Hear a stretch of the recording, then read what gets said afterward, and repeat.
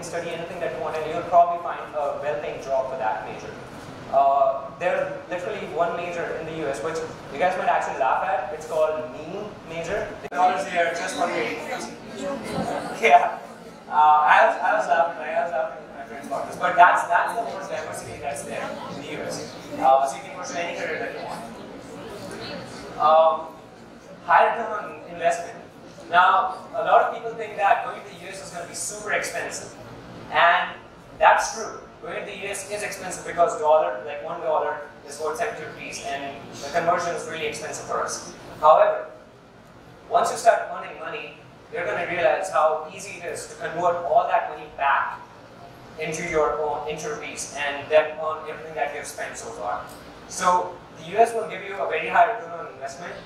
Normally, as you'll see later on, an average graduate in the US will start with $50,000 yearly salary, which amounts to about 35 lakh rupees. And I think if you're smart about it, if you're actually a good student, then that's actually the lower end. You might earn as much as $90,000 a year, and you're like with the program that I'm going to talk about today, you can work for as many as 6 years in the US. So that amounts for $90,000 into 6, which is $540,000. So if you convert that into rupees, that's going to be a huge amount. And you'll spend only about $100,000 in your education.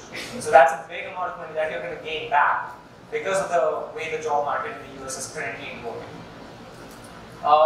I think one of the biggest advantages of studying in the US is the cultural diversity that it has.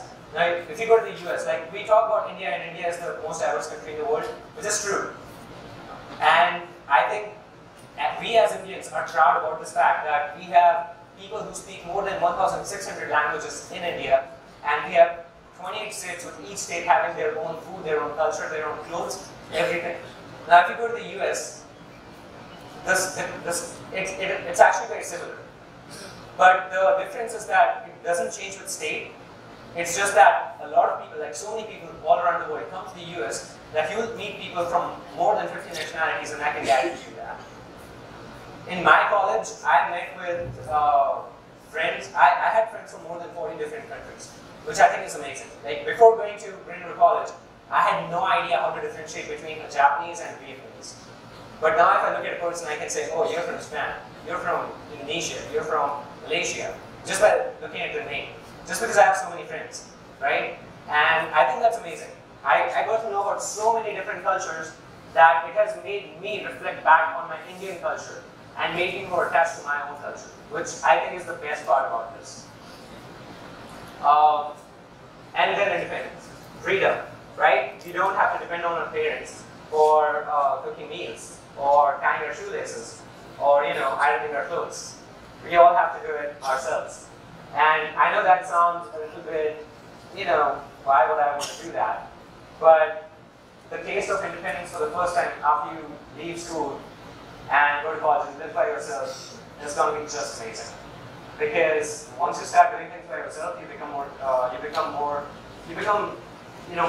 resourceful, and you're just going to start so much more ahead than the peers who are still living in their homes and still living in the same city that they started.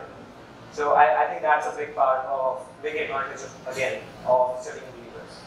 And lastly, for all those who want to become scientists, well, we definitely should consider this, that the US has huge amount of research opportunities. I think the last time I remember, the government spent around 18% of the GDP in just research. So that's billions of dollars spent just into research, so that students and researchers can work together to make new products, to give this world with new gifts in science. And I think if you want to consider research as your career, then you should definitely consider the US, because you'll be working in college with your professor on research projects, and it's going to give you immense amount of exposure to scientific research. Now let's look at some of the cons. Why should we not consider doing the US?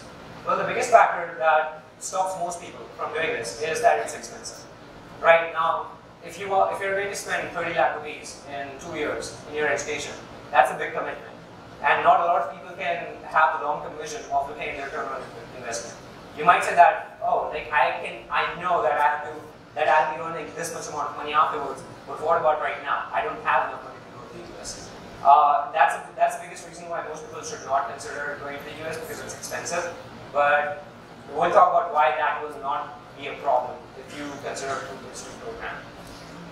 It's a stressful process, so if you think that you're not mentally prepared, do not do this. If you think you're dependent on your parents, heavily dependent on your parents for everything, if you think that you're not mature enough to make these decisions, then do not consider going to the US. You wanna make sure that you're ready for such a big commitment, because this is going to be the biggest change in your life if you do consider this. It's not easy to pursue, so not easy, not in the sense that you're going to have to give competitive exams. It's not like that. It's just not easy because a lot of people have become homesick, a lot of people get a culture shock, a lot of people don't like the food that's there, a lot of people actually have problems making friends and getting used to the culture. Okay, now let's talk about the 2+2 program, the special program that I've been mentioning for so long. Now, let's first talk about the general pathway that most students take. So you study, you crush yourself up until 12, then you're like, hey, you know what, now how it's going to start, my life's going to be much better, but then you have to take all the entrance exams, crush yourself again, and then you attend college, and after 4 years of once again crushing yourself in college, you finally start working. And normally you would start working, I think, around 22. That's the general pathway. That's pretty much what all the students take. Now, what's the 2+2 pathway? Well, in the 2+2 pathway, you do the same things up until 12. You study hard. You get as much scores as you can in 12. But there's a caveat. You actually can start this pathway right after 10. You don't have to do 11th and 12th. It's up to you. If you want, you can attend college right after 10th and do 11th and 12th along with first and second year of college. The other thing about this program is that after you spend 2 years in college, you can actually start working. You get this degree called associate's degree, which is not that popular, but it's something that the US government started for low-income families or middle-class families who don't have enough money to fund their students right away. So if you think that you're not going to be able to spend 60 lakh rupees in the first 2 years, then you should definitely consider this, because not only are you going to save 2 years of life, but you're probably also going to save about 30 to 40 lakhs of rupees on education for the first 2 years. And the best part is, after 2 years, you actually get a job. You don't immediately go to your third year. You do a job for 1 year, which you're not allowed in the general pathway, by the way, because you don't get a degree in the general pathway after 2 years. But in the 2+2 pathway, you get a degree, you work for 1 year. For working in the US, you need this documentation called the OPT, and once you have this document, you can work for 1 year, earn about $30,000 to $40,000, and then fund yourself for your third year and fourth year in college. And then after that, you can once again do OPT for 1 to 3 years. So overall, in the transfer pathway, you're working for 4 to 6 years, versus in the general pathway, which most students take, you're only working for about 4 years, 2 to 4 years. So I think that's the biggest reason why you should be considering this, because it's the most cost-effective thing that I've encountered, and that's why I wanted you guys to know about this as well. Money Matters will normally charge you $40,000 to $60,000 a year, which I think is a lot of money. And even though you'll get a lot of scholarships, it's still a lot of money. You do get freshman scholarships, which I think if you're going to the US, then you're probably a good student, because your parents otherwise probably not send you. You have very competitive applications if you're a freshman student going to the US, so that's there. You'll have to get the SAT or the ACT entrance exams. And you have 2 to 8% chance of getting the top Ivy League universities like MIT, Harvard, Stanford, Vanderbilt, any of these top tier universities. You have about 2 to 8% chance. Now let's look at the 2+2 program. 2-year colleges normally charge you $15,000 to $25,000 a year. The college that I went to, Greenwood College, only charged $10,000. Just $10,000 per year for education, which is just 7 lakh rupees. I think that's manageable. And you actually get freshman scholarships. Other than that, you get transfer scholarships. So transfer scholarships you will never get if you're in the general pathway, unless you actually transfer to another college for some reason. But transfer scholarship, like for example, I got a $20,000 scholarship from Iowa State University, which helped me a lot. Otherwise, like it would have been hard for me to manage my finances. And the chance of getting into top tier universities is actually twice than the general pathway, because there's not too much competition in the transfer pathway. So if you go with the 2+2 program, you will have better chance of getting into a top-tier university. Now what's dual enrollment? Well, dual enrollment is the program where you can study 11th, 12th while in college. So it allows you to save 2 years of life because of concurrent enrollment. You can start earning as soon as 18, right? Like normally in India you would be a 12th grade student when you're 18.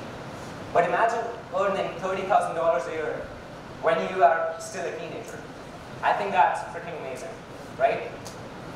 So that's the biggest advantage, I think, for the dual enrollment program, that you can start as soon as possible. You can save about $50,000 in education, and we have already seen how that works in the previous slide. You can go undecided, so if you're not sure about what you want to study, then that's also an option for you. You can spend the first 2 years studying just general things, and then after the second year you can decide what major you want, and that's not going to affect the number of years you're going to spend in the US. So I think that's another big advantage of going with the dual enrollment. You'll be a college graduate at 21 or 20 actually. If you started in college at 16, 4 years down the line, you'll be 20 years old. If you work for 1 year, then you're going to be 21 years old. So, like I'm 22 years old right now, and I'm already working. So I think that's another amazing thing. In India, you'll probably be graduate at 22, and then after that, you'll be starting 2 months on. You can also take gap year. So if you think you're stressed, if you feel like it's a lot, then you can actually take a gap year. You can relax 1 year, and then you can join college again. It's a special program that is started in the US because of the awareness regarding mental health issues in students. So if you feel like you need a break, then you can actually do that without really affecting anything in your college. And you can spend your summer abroad. Like you go to the US, attend a US university, attend a US college, and then for 3 months in summer, you actually go somewhere else. Like Renner College, I think, has programs in Japan and Ireland. So you can actually go, or Scotland, I think. You can actually study in multiple countries with the dual enrollment program. On screen, I have some average salaries that some very common majors can earn. Engineers, after graduation, earn on average about $69,188. If anyone's good at math, can you convert that into rupees? How much is that?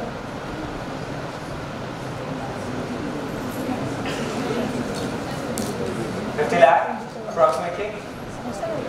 Yeah, it's about 50 lakh rupees a year that you can earn from engineering, on average.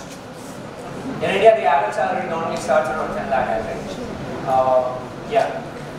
Then there's computer science, $66,000, which I think computer science normally earns a lot more, but the average has gone down recently. And in 4 years, once you graduate, it's going to definitely be a lot more.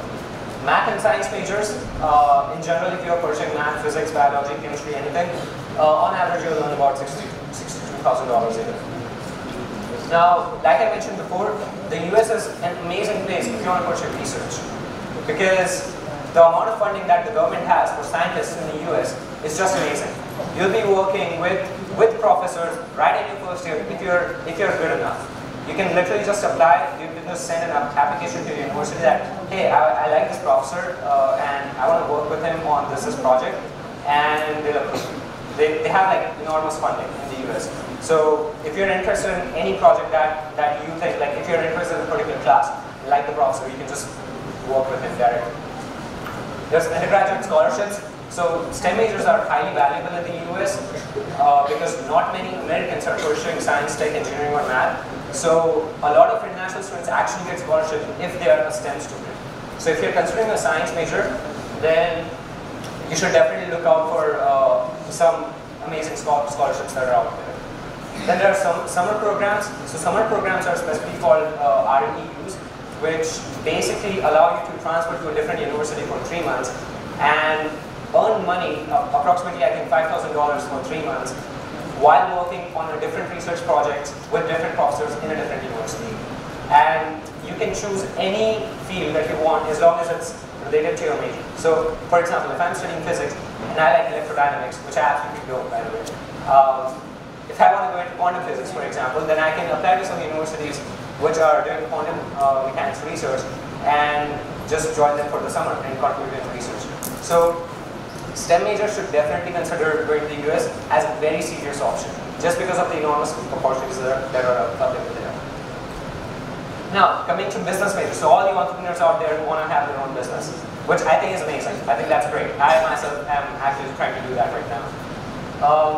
On average, accounting majors earn about $54,250 a year. So anyone who wants to be a CA should consider this, because CA, the equivalent of CA is just accounting there.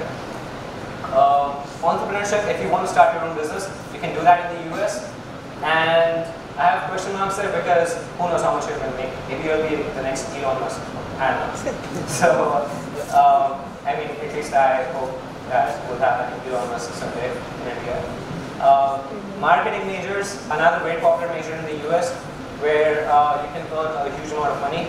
It's $55,266 on average. So, if you're a good student, you can actually earn a lot more. Now, the benefits of being a business major in the US, first you get to meet industry leaders. For example, I'm not a business major, but I recently was interested in entrepreneurship as a minor. So our university has this program, like Iowa State University, where I actually got my bachelor's degree. We had this research. I forgot the name of the building, but basically they invited guests from all over the world who are industry leaders in their own field. So, for example, we invited Brian McLaren, who basically is the father of the Google Maps or Uber. That all the navigation systems that we see in your phone. Basically, Brian McLaren is the guy who invested a lot of his life into that. And I mean, that was so chill. Like seriously, like he came to the presentation wearing shorts, and I was able to meet with him one-on-one, shake hands with him, and ask random questions to him. And I didn't realize that this guy who was standing right next to me was once a president of Google. And it was just amazing. So you'll get to meet with industry leaders which are located in the US. You can actually start your own business in college. A lot of colleges have their funding for student entrepreneurs. And if your business is good enough, then you might get a huge amount of funding from your college. Lastly, there's flexibility in the job market. So if you're a business major, you might actually be able to apply to pretty much all the jobs that are available for commerce students. Whether you're a marketing major, whether you're a business major, or whether you're a comp major, you can probably apply to the same jobs. Okay, now let's go to arts and humanities. Sorry about that. So psychology majors. I think a lot of people, psychology is a super hot major right now. I think a lot of people want to become psychologists. The only thing about arts and humanities that you should consider is if you get a degree after bachelor's degree in arts and humanities, that's not going to be super valuable. A lot of arts and humanities majors actually have to pursue master's or PhD degrees. If they don't do that, then they don't earn as much as business or science majors. So if you're in humanities right now, please do consider your complete plan, what you want to do, and if you want to, you'll still be making a lot of money. Like $50,000 on average is still a lot of money, but that's not as much as what a science major or a business major can do. So just consider all your options if you're in arts and humanities. The best thing about this is that you'll get practical experience. You'll be working with companies, you'll be working with non-profit organizations, and the US government has a lot of opportunities for a lot of volunteering opportunities all over the year for students.